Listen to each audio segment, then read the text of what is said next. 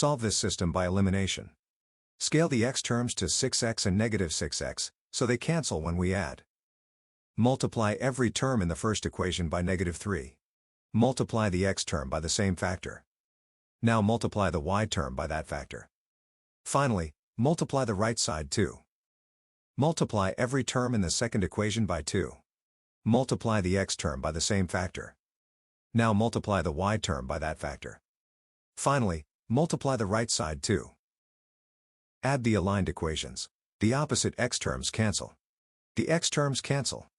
The y terms combine to 5y, and the right sides combine to negative 5. Divide both sides by 5. That leaves y equals negative 1. Use y equals negative 1 in the first original equation.